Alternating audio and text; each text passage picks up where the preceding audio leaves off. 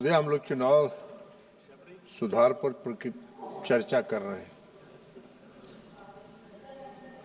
हालांकि हमारे देश की जो चुनाव प्रणाली है वो पूरे दुनिया में सर्वश्रेष्ठ चुनाव प्रणाली है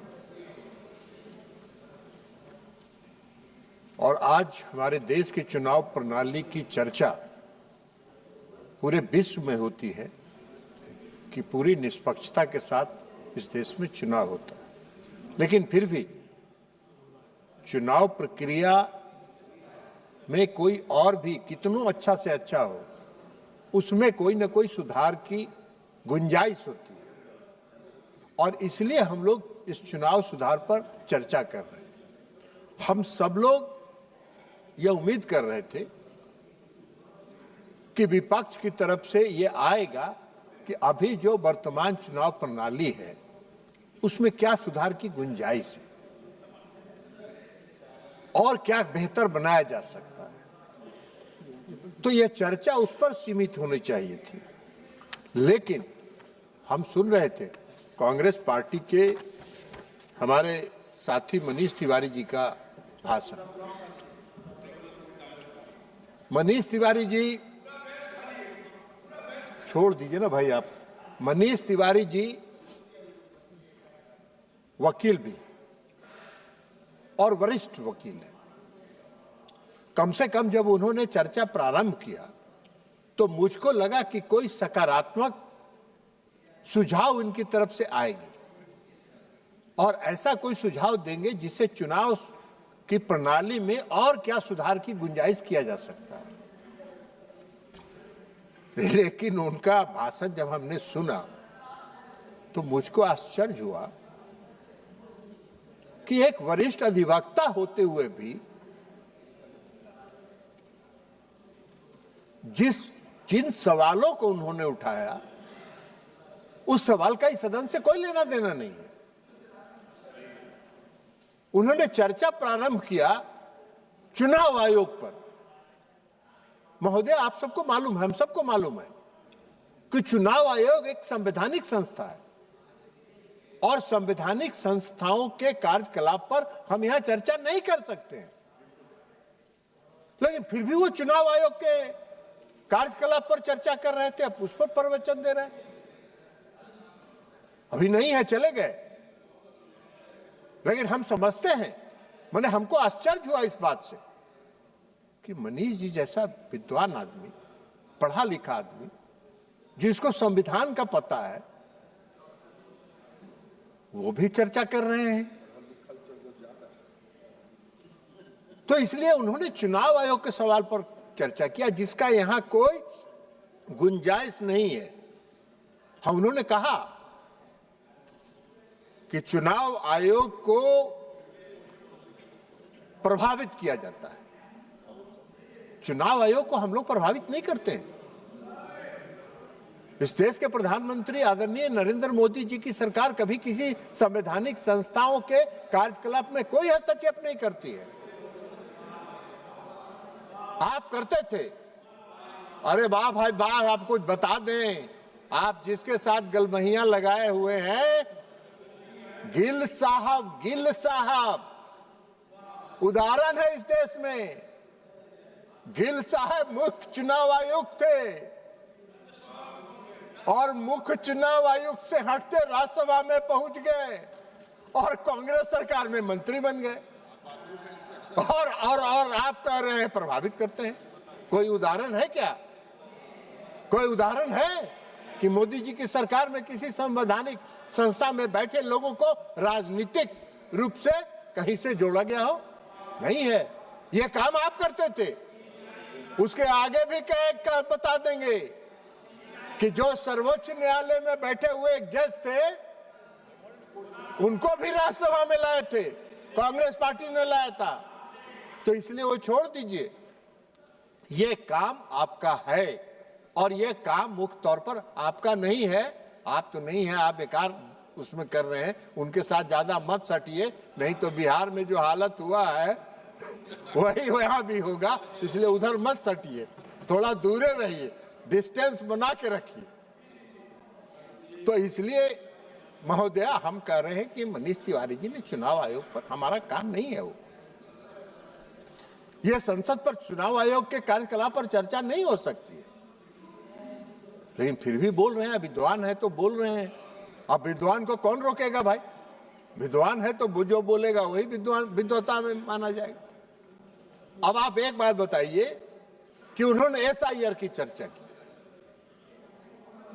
एसआईआर का चर्चा करने का ये सदन में हमको चर्चा करने का हक नहीं है। ये हमारा सरकार का फैसला नहीं है, ये मोदी जी की सरकार का फैसला नहीं है एसआईआर कराने का, ये चुनाव आयोग का फैसला है।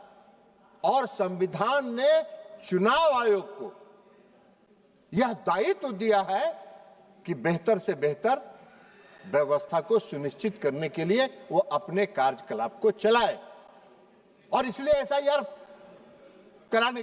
लेकिन एक नागरिक की हैसियत से हम चुनाव आयोग ने जो किया है हम उस पर नहीं कर रहे, लेकिन एक मतदाता की हैसियत से अभी हमारे राज्य में, बिहार में भी एसआईआर हुआ है, तो एक नागरिक की हैसियत से हमको जो अनुभव है कि अगर स्पेशल इंटेंसिव रिवीजन अगर चुनाव आयोग कर रहा है किसी भी दृष्टिकोण से, वह गलत नहीं है, वो 100% सही है। क्या कहा चुनाव आयोग ने? चुनाव आयोग ने क्या कहा कि भाई 2003 में एसआईआर हुआ था और 2003 के बाद हम एसआईआर करा रहे हैं। 2003 के बाद जो जो लोग मतदाता सूची में आए हैं उनको 11 विकल्पों के साथ, इस देश के हम नागरिक हैं, हम इस देश के नागरिक हैं, इससे संबंधित एक प्रमाण पत्र जमा करिए। हम अगर इस देश के नागरिक हैं और हमको चुनाव आयोग कह रहा है कि आप नागरिकता का अपना प्रमाण पत्र दीजिए, तो हमको क्या दिक्कत होगी? हमको क्यों परेशानी होगी? मैंने भी इस बार एसआईआर हुआ, हमने भी फॉर्म जमा किया, सारे प्रमाण पत्रों के साथ हमने किया। अब इनके लिए दिक्कत है कि जो इस देश का नागरिक नहीं है। महोदय, हम आपको एक बात बता देते हैं, जब एसआईआर की प्रक्रिया शुरू हुई तो बिहार में 2 जिले ऐसे हैं जिन जिलों में 5 लाख लोग से ज्यादा लोगों ने 3 महीने में नागरिकता प्रमाण पत्र के लिए आवेदन किया। वो कौन थे भाई? कौन थे वो कौन थे? और अगर ऐसे लोगों को सत्यापित करने का काम चुनाव आयोग कर रहा है तो चुनाव आयोग क्या कर रहा है? एक नागरिक की हैसियत से हम इस बात को कह सकते हैं। 11 विकल्प में आपको एक विकल्प भी दे सकते थे। यह चुनाव आयोग का दायित्व है। और फिर आप एसआईआर पर चर्चा कर रहे हैं। एसआईआर पर तो सारा मामला सुप्रीम कोर्ट में बहस हो चुका, तो फिर यहां काहे के लिए बहस कर रहे हैं? आप मनीष तिवारी जी वरिष्ठ अधिवक्ता हैं, सुप्रीम कोर्ट में वो सारा तर्क आप जाके रखते, लेकिन नहीं किया आपने। आप एसआईआर का चर्चा कर रहे हैं, आप ईवीएम का सवाल उठा रहे हैं।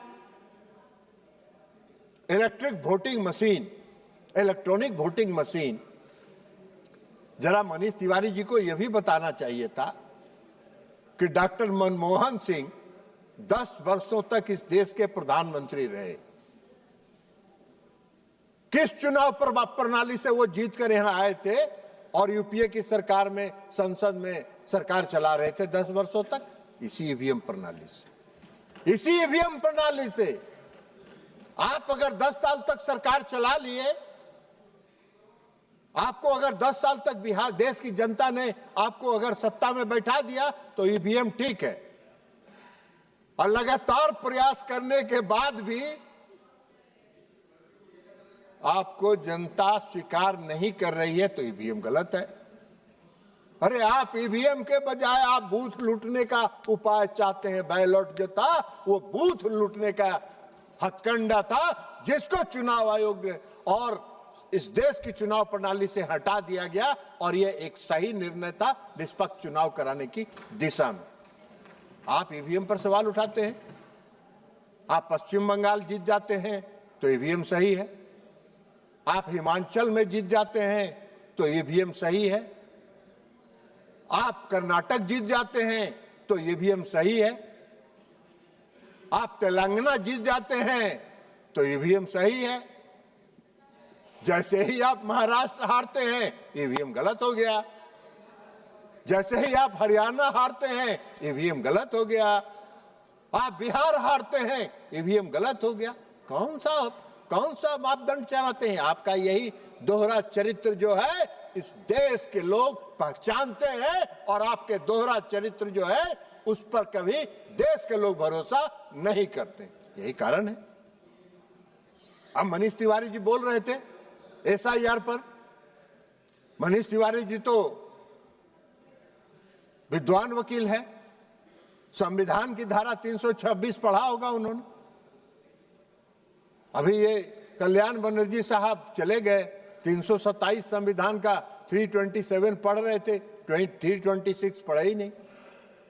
326 में संविधान के 326वें धारा में लिखा हुआ है इस देश का जो नागरिक होगा वही इस देश का मतदाता होगा, और चुनाव आयोग ने कहा कि आप इस देश के नागरिक हैं, इसको प्रमाणित करिए, तो गलत हो गए।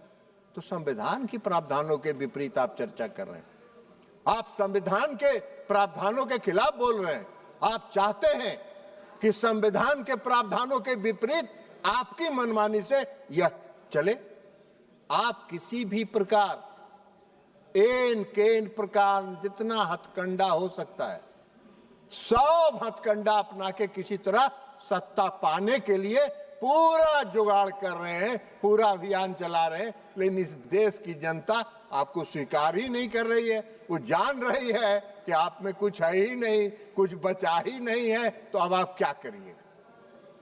तो इसलिए संविधान की धाराओं के खिलाफ वो कर रहे हैं।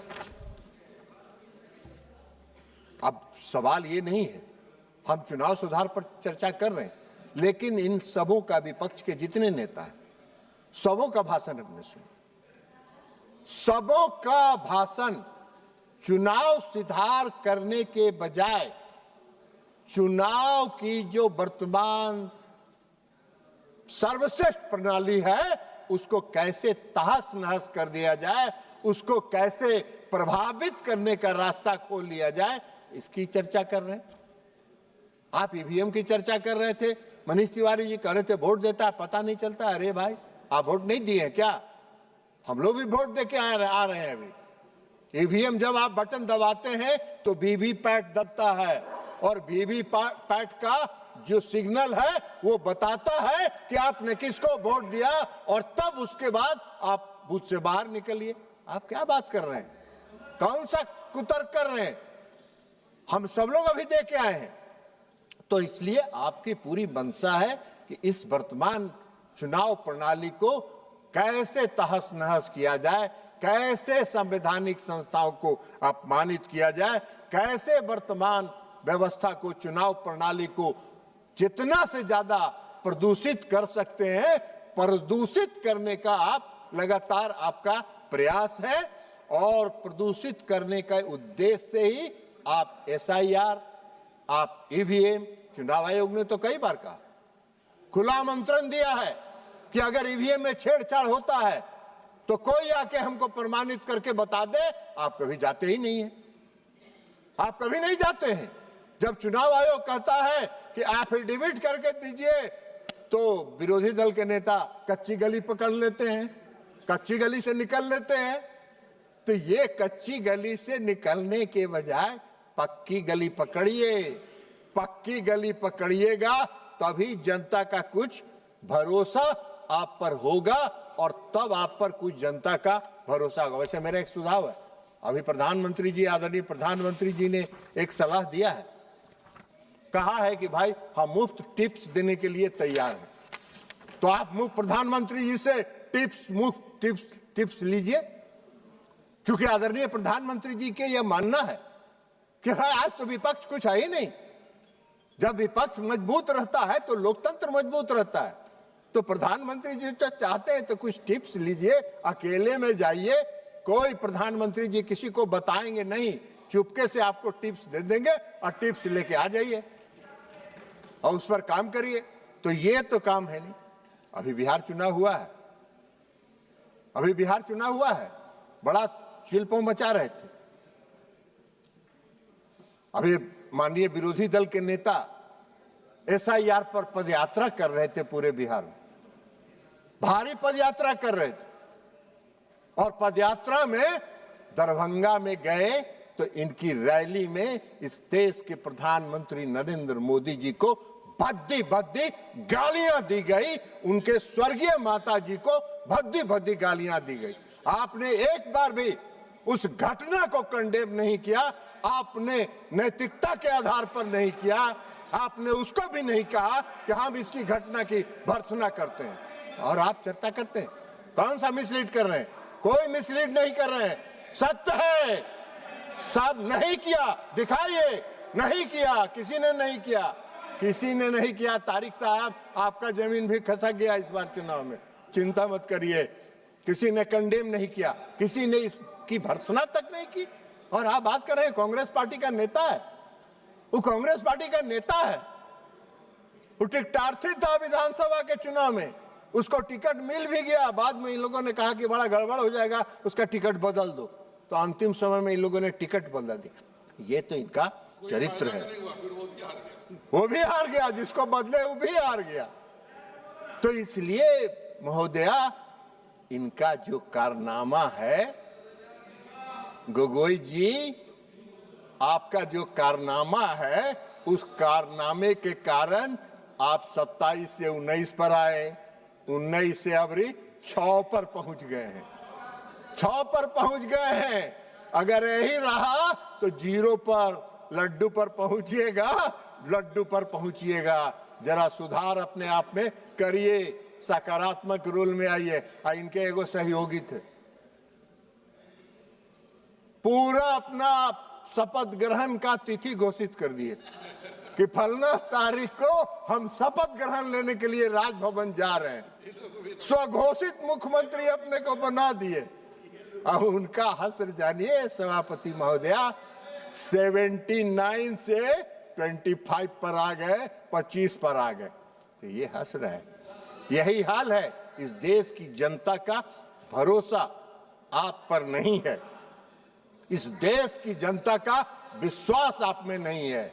आप बात करते हैं, कहीं पे निगाहें, कहीं पे निशाना, चुनाव सुधार पर चर्चा, और उसके बहाने चुनाव आयोग पर और एसआईआर पर चर्चा। जो इस देश की जनता ने एसआईआर को, भारी एसआईआर के विरोध में महान पदयात्रा किया विरोधी दल के नेता से, और जहां जहां पदयात्रा किए उस जिला में एको गो सीट नहीं मिला, पूरा जिला का जिला साफ हो गया। तो ये इनका है कारनामा। तो इसलिए महोदया, हम आपसे ये कहना चाहेंगे कि हम ये चाहेंगे कि जो चुनाव की हमारी जो है उसको कंस्ट्रक्टिव वे में आप ले चलें, उसको सकारात्मक दीजिए। और प्रधानमंत्री जी मजबूत लोकतंत्र चाहते हैं, प्रधानमंत्री जी चाहते हैं कि विपक्ष मजबूत रहे, और इसलिए प्रधानमंत्री जी ने विरोधी दल के नेता को ऑफर किया है। पहले को संविधान का किताब लेके घूमते थे सभापति महोदय, संविधान का किताब लेके आते थे, ऐसे ऐसे दिखाते थे इस सदन में, रोज संविधान का किताब ऐसे ऐसे दिखाते थे। आम सभा में जब जाते थे, रैली में संविधान पढ़ते थे, पूरा संविधान दिखा, देखो ये संविधान है, आपने देख लिया ये संविधान है। आजकल वो किताब लेके नहीं आ रहे हैं, कहे कि टोटल बात उस संविधान के विरुद्ध कर रहे हैं। संविधान की धारा का 326 के विरुद्ध बोल रहे हैं, आर्टिकल 326 के खिलाफ बोल रहे हैं, तो संविधान के खिलाफ ही ना बोल रहे हैं, तो संविधान का धज्जी उड़ा रहे हैं। वैसे हमको आश्चर्य नहीं है आपके संविधान की धज्जी उड़ाने में, हम लोग भुक्तभोगी रहे हैं। 1975 में जब इस देश में आपातकाल लाके आपने पूरे संविधान का धज्जी उड़ा के उसको कूड़ेदान में फेंक देने का काम किया, ये वही कांग्रेस पार्टी है। और फिर से संविधान की धज्जी कांग्रेस पार्टी उड़ा रही है, कांग्रेस पार्टी संविधान की धज्जी उड़ा रही है। तो इसलिए चुनाव सुधार के मेरे ख्याल से, हाँ, मैडम के आदरणीय पिताजी, स्वर्गीय पिताजी करुणानिधि साहब भी जेल में चले गए थे, उनको भी उठा के जेल में बंद कर दिया था। हम लोग उस समय जेल में थे, उनके प्रति काफी सम्मान रहा है, उनके प्रति काफी रेस्पेक्ट था, और इसलिए, लेकिन अब क्या करेंगे, मजबूरी है कि उनकी पार्टी भी उनके साथ लगी हुई है। हम आप लोगों से आग्रह करेंगे, इनका साथ छोड़िए, जितना दिन इनके साथ रहिएगा सबका भट्ठा बैठेगा, कुछ नहीं मिलने वाला है। अब ये हंस रहे हैं, मुख्यमंत्री का शपथ लेने वाले पार्टी के नेता माननीय अभय जी हंस रहे हैं, अब 79 से 25 पर आ गए, तब क्या करिएगा अभय जी? जनता का निर्णय स्वीकार करिए, गले लगाइए। हाँ, हम 7 से बढ़ते चले गए, घटने का काम नहीं हुए, चिंता मत करिए। और इसलिए महोदया, मैं मानता हूं कि हमारा जो चुनाव प्रणाली है, हमारी जो चुनाव प्रक्रिया है, वो विश्व में सर्वश्रेष्ठ है, इसमें किसी सुधार की आवश्यकता नहीं है।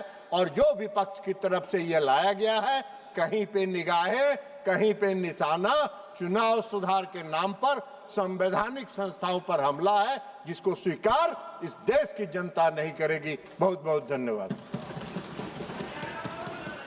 माननीय सदस्य श्री अनिल देसाई जी।